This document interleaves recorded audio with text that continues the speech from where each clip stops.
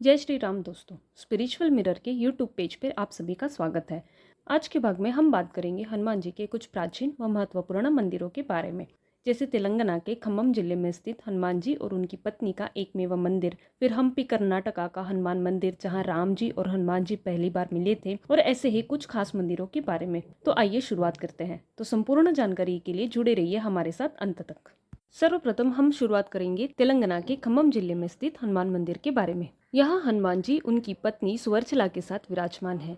जी हाँ दोस्तों, आपने सही सुना। संपूर्ण विश्व में ये हनुमान जी का एकमात्र ऐसा मंदिर है जहाँ वे अपनी पत्नी के साथ विराजमान हैं। इसीलिए इस मंदिर की काफी मान्यता है। वैसे तो हनुमान जी ब्रह्मचारी थे, लेकिन पराशर संहिता के अनुसार जब हनुमान जी सूर्य देव से 9 विद्याओं का ज्ञान ग्रहण कर रहे थे, उस वक्त उन्होंने 5 विद्याएं तो सीख ली, लेकिन आगे की बची हुई विद्याओं को सीखने के लिए उन्हें विवाहित होना आवश्यक था। तब सूर्य देव ने उनकी पुत्री सुवर्चला, जो कि हमेशा तपस्या में ही लीन रहती थी, उनके साथ हनुमान जी का विवाह कर दिया। अगर आपको हनुमान जी की विवाह संबंधित और जानकारी चाहिए तो हमें कमेंट में जरूर बताइए। तो दोस्तों, ऐसी मान्यता है कि इस प्राचीन हनुमान मंदिर में अगर आप दर्शन करते हैं तो वैवाहिक जीवन से जुड़ी हुई आपकी संपूर्ण परेशानियां दूर हो जाती है। ये मंदिर हैदराबाद मुख्य शहर से 220 किलोमीटर दूर है। तो दोस्तों, जीवन में एक बार जरूर इस मंदिर को भेंट दें।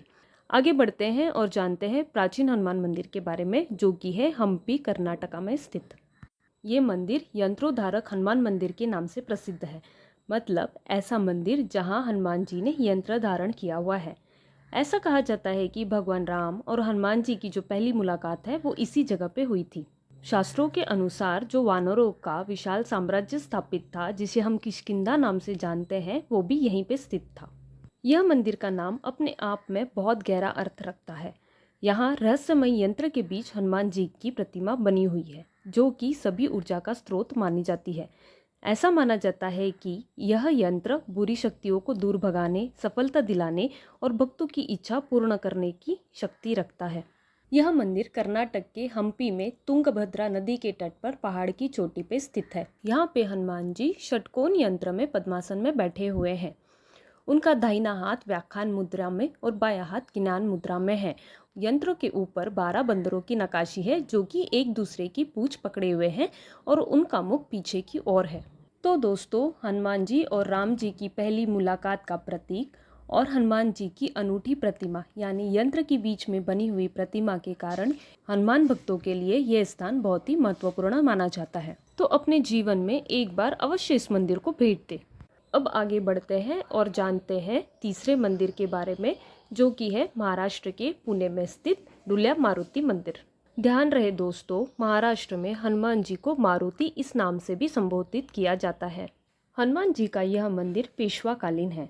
इस मंदिर की मुख्य बात यह है कि इस मंदिर की स्थापना शिवाजी महाराज के गुरु श्री समर्थ रामदास महाराज ने की थी। यहाँ हनुमान जी का मूल विग्रह यानी मूर्ति एक काले पत्थर से निर्मित है और इस मूर्ति के पास ही नवग्रह भी स्थापित है। मंदिर की विशेषता ये है कि संपूर्ण मंदिर पत्थर का बना हुआ है।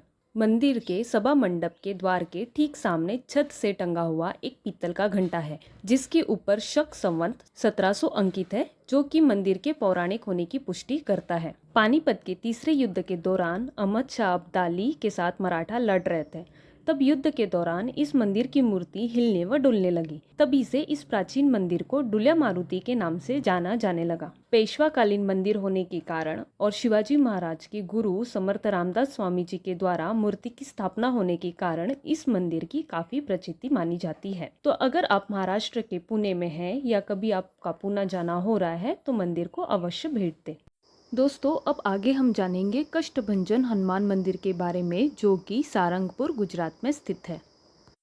कष्टभंजन नाम का अर्थ होता है कष्टों को दूर करने वाले या मुश्किलें नष्ट करने वाले, जो कि भगवान हनुमान की दिव्य शक्ति को दर्शाता है, जो उनके भक्तों के सामने आने वाली समस्याओं और चुनौतियों को कम करने में सक्षम है।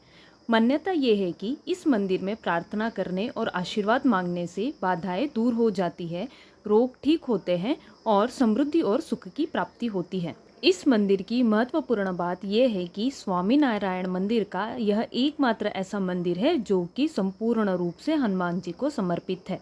इस मंदिर की विशेष बात यह है कि स्वामीनारायण भगवान के महान संत गुरुदेव गोपालनंद स्वामी ने यहाँ के लोगों के दुखों को दूर करने के लिए, कष्टों को दूर करने के लिए, लोगों की व्याधियों को दूर करने के लिए कष्टभंजन हनुमान मारुति मंदिर की स्थापना की थी। स्थानीय लोगों का ऐसा मानना है कि जब सदगुरु गोपालनंद स्वामी ने भगवान की मूर्ति की स्थापना की थी और मूर्ति को एक छड़ से छुआ था तो हनुमान जी की मूर्ति जीवित हो गई थी। इस मंदिर की और एक विशेषता है, यहाँ हनुमान जी के साथ ही शनि देव भी स्थिर रूप में विराजित हैं और हनुमान जी के चरणों में बैठे हुए दिखाई देते हैं। इसीलिए कष्टभंजन हनुमान मारुति मंदिर में कष्टभंजन हनुमान जी के साथ ही लोगों को शनि देव का भी आशीर्वाद प्राप्त होता है। इसीलिए यहाँ दर्शन करने आने वाले भक्तों की संख्या दिन प्रतिदिन हजारों में होती जा रही है। अब आगे बढ़ते हैं और जानते हैं सालासर बालाजी हनुमान मंदिर के बारे में, जो सालासर राजस्थान में स्थित है। सालासर हनुमान मंदिर की महत्वपूर्ण बात यह है कि यह दुनिया का एकमात्र ऐसा मंदिर है जहां पर हनुमान जी की दाढ़ी व मूछें हैं। जी हाँ दोस्तों, यहाँ पर हनुमान जी की जो प्रतिमा है वह दाढ़ी व मूछों में विराजित है। संत मोहनदास जी की भक्ति से प्रसन्न होकर हनुमान जी ने उन्हें सपने में दर्शन दिए थे और हनुमान जी ने उन्हें दाढ़ी मूछों में दर्शन देने के कारण यहाँ उनकी प्रतिमा पर दाढ़ी व मूछें हैं। और इस मंदिर में जो मूर्ति है वो मूर्ति एक किसान को खेत जोतते समय मिली थी। इस मंदिर की विशेष बातों में एक और विशेष बात यह है कि सालासर मंदिर में एक अखंड ध्वनि प्रज्वलित होती है, जो कि मोहनदास जी के समय से आज तक भी जल ही रही है। वो ध्वनि इतनी ताकतवर है कि उसे सभी रोग ठीक हो जाते हैं। ये ध्वनि मोहनदास जी ने अपने हाथों से प्रज्वलित की थी। मंदिर परिसर में एक कुआं भी है, जिसके बारे में कहा जाता है कि इसके नीचे 5 नदियां आकर मिलती है। इस कुएं के जल को अमृत समान माना जाता है। मंदिर के हर एक कार्य में इस जल का उपयोग किया जाता है। इसी जल से बालाजी को स्नान भी कराया जाता है। इस जल से सभी प्रकार की बीमारियां सही हो जाती है। ऐसा कहा जाता है कि जब किसान को खेत जोतते समय मूर्ति प्राप्त हुई थी, उस समय किसान के पत्नी ने उन्हें चूरमे का भोग लगाया था।